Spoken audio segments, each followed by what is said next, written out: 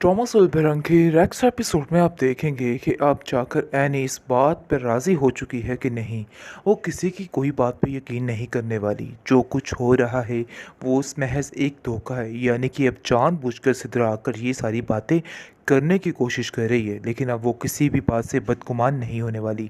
वो साफ साफ कह देती है कि देखिए, बात जो है वो अटल है। मैंने इस बात का फ़ैसला कर लिया है और बस सोच लिया है कि अब मैं किसी भी बात को लेके कोई शक नहीं करने वाली। बात तय हो चुकी है, मुझे किसी की बातों से कोई फ़र्क नहीं पड़ता है। लेकिन आप देखेंगे कि जो कि अफ़ान है, वो कहता है कि आखिर उसकी जुर्रत कैसे हुई तुमसे ये सारी बातें करने की। मुझे तो यकीन ही नहीं आ रहा कि आखिर वो इस कदर गिर जाएगी। मैं बहुत ज़्यादा पछता रहा हूँ इन बातों को सोच कर कि आखिर मैंने कैसे उसका इंतखाब किया था। आज मुझे इन बातों की बहुत ज़्यादा शर्मिंदगी है।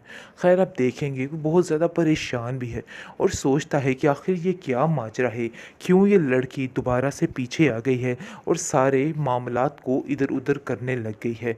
यानी कि वो जानता है कि ये लड़की बिल्कुल भी दुरुस्त नहीं कर रही, जो कुछ कर रही है सरासर गलत कर रही है। लेकिन वो आप देखेंगे कि अपनी बीवी को समझाने पर है कि तुम परेशान मत होना, किसी की बातों में आने की ज़रूरत नहीं। ये सब मिलकर तुम्हारे घर को ख़राब करना चाह रहे हैं और तुम कभी भी ऐसा मत करना। तुम्हें बस मैं एक ही बात बता रही हूँ कि तुम अपने जहन को ठीक कर लो और ये सारी बातें किसी भी तरह अपने दिमाग पर मत लेना, क्योंकि हर कोई ये चाहता है कि तुम यहाँ से चली जाओ। लेकिन मैं ऐसा नहीं होने दूंगा, क्योंकि फ़ाखरा भी यही चाहती है और उसका भी यही मकसद है। ये बात तो वो बड़े अच्छे तरीके से जानती है और सोचती है कि मैं जानती हूँ कि सब कुछ क्या हो रहा है और कौन क्या चाहता है और कौन क्या चाहता है। मुझे किसी की बातों से कोई लेना देना नहीं, किसी की बातों से कोई भी मतलब नहीं। बस मैंने जो सोचा है वो अब मैं करके ही दम तो सोच समझ लेता है। इतनी उल्टी बातें करके उस बेचारी का क्यों आप दिल जला रही हैं? आगे ही आपने उसके साथ बहुत ज़्यादा ज़्यादती की है। मज़ीद कोई भी ऐसी ज़्यादती मैं उसके साथ नहीं होने दूँगा। बस मैंने ये फ़ैसला कर लिया है। इस पर फ़ाखरा कहती है कि नहीं, कि तुम चुप कर जाओ और मेरे मामलात में बोलने की कोई भी ज़रूरत नहीं है। मुझे पता है कि इन जैसे लोगों को किस तरीके से ट्रीट करना है। तुम नहीं जानते कि चंद ही दिनों में ये लड़की वहाँ से खुद वापस आ जाएगी। अगर ये लड़की वहाँ से वापस ना आई तो मेरा नाम बदलवा देना। जिस पर आप देखेंगे कि वो उसको कहती है कि ऐसा कभी नहीं होगा, लेकिन अंदर ही अंदर से वाकई में फरी इस बात से तंग आ चुकी है। लेकिन अपनी माँ के सामने कोई भी ऐसी बात नहीं करती, लेकिन ये बात अपनी माँ से कह जाती है कि आपने जो कुछ किया है बहुत सख्त ज़्यादती की है। आपको ऐसा हरगिज़ नहीं करना चाहिए था। पता नहीं आप किस किस्म की माँ हैं, मुझे तो कुछ समझ नहीं आ रहा है। आखिर कोई किसी के साथ ऐसे भी कर सकता है? जिस पर फ़ाखरा कहती है कि मुझ पर ये इल्ज़ामात लगाने बंद कर दो। शायद तुम गलती पर हो, तुम्हें पता है कि तुमने जो कुछ किया है इन सब बातों में सिर्फ़ और सिर्फ़ तुम्हारा कसूर है और तुम मुझे इस तरह से ताने टिचने नहीं कर सकती हो। बस मैं तुम्हें इतनी बात समझाना चाहती हूँ कि आइंदा से कभी भी इधर का रुख दोबारा मत करना। एनी काफ़ी परेशान हो जाती है करके ये हालात देख के और कहती है कि अब कैसी बातें कर रही हैं। देखिए, घर आई बेटी के साथ इस तरह से सलूक नहीं किया जाता है। ये सरासर ज़्यादती है। आपको कुछ तो सोचना होगा, कुछ तो लिहाज कीजिए। जिस पर वो उसको साफ साफ कह देती है कि तुम अपनी ज़ुबान को थोड़ा कंट्रोल में करो और तुम आजकल कुछ ज़्यादा ही मेरे मामलात में बोलने लग गई हो। लेकिन आप देखेंगे कि आयमा जो है वो अपनी खाला जान का साथ देती हुई नज़र आ रही है और कहती है कि आप जैसा कह रही हैं, जो कह रही हैं बिल्कुल ठीक है। आपका हर बाहर बिल्कुल ठीक है, क्योंकि मैं जानती हूँ कि ये सब लोग मिलकर आपसे धोखा कर रहे हैं और आप पर तरह तरह के इल्ज़ामात लगाने की कोशिश कर रहे हैं। लेकिन आप बिल्कुल ठीक कह रही हैं। अपनी बेटियों की ये हालत देखकर कोई हाल नहीं रह गया एनी की माँ का, और वो कहती है कि मैं जब भी देखती हूँ इमल को ऐसे, तो मेरा दिल कुढ़ता रहता है और कुछ समझ नहीं आती कि आखिर इसके लिए क्या करूँ, क्योंकि मैं जानती हूँ कि मैं इसके लिए कुछ भी नहीं कर सकती। लेकिन अफसोस इस बात का रहेगा कि शहरयार ने जो कुछ किया वो बहुत ज़्यादा बुरा किया है।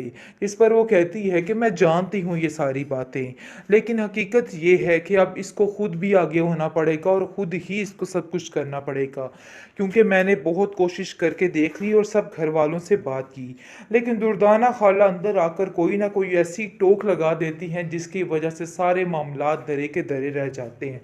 मुझे तो समझ ही नहीं आ रही, मुझे तो ऐसा लग रहा है कि उन लोगों का दिमाग भरने में सिर्फ और सिर्फ दुर्दाना खाला का हाथ है और वो ये नहीं चाहती हैं कि कुछ भी अच्छा हो।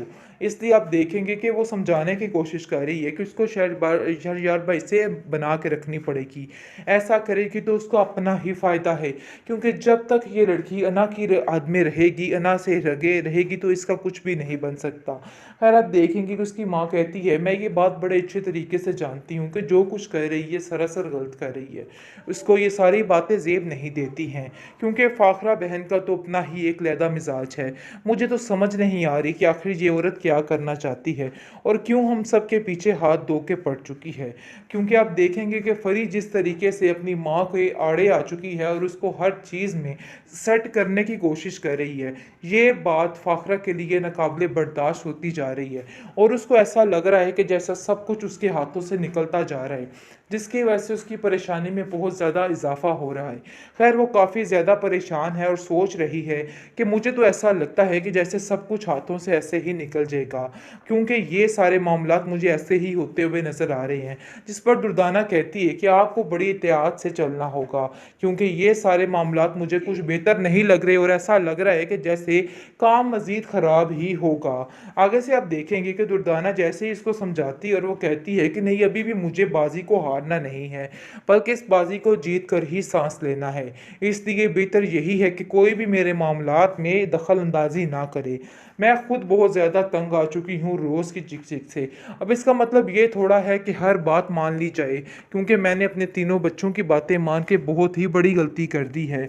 मुझे तो ऐसा लगता है कि मुझे ऐसा कभी करना ही नहीं चाहिए था, क्योंकि अब सब मेरे हाथों से बाहर निकल चुके हैं और कुछ भी पता नहीं चल रहा कि आखिर ये चाहते क्या हैं और क्या करना चाह रहे हैं, क्योंकि ये लोग दिन ब दिन हद से ज़्यादा बढ़ते जा रहे हैं। आए दिन इन लोगों की कोई ऐसी नई फरमाइश सामने आ जाती है जिसकी वजह से मामलात काफ़ी ख़राब हो जाते हैं। मुझे तो लगता है कि अब इन लोगों से खुद ही निपटना पड़ेगा और इन लोगों को खुद ही तरीके से हैंडल करना होगा। जिस पर दुर्दाना कहती है, आप फिक्र मत करें, आप इन सब चीज़ों में अकेली नहीं हैं।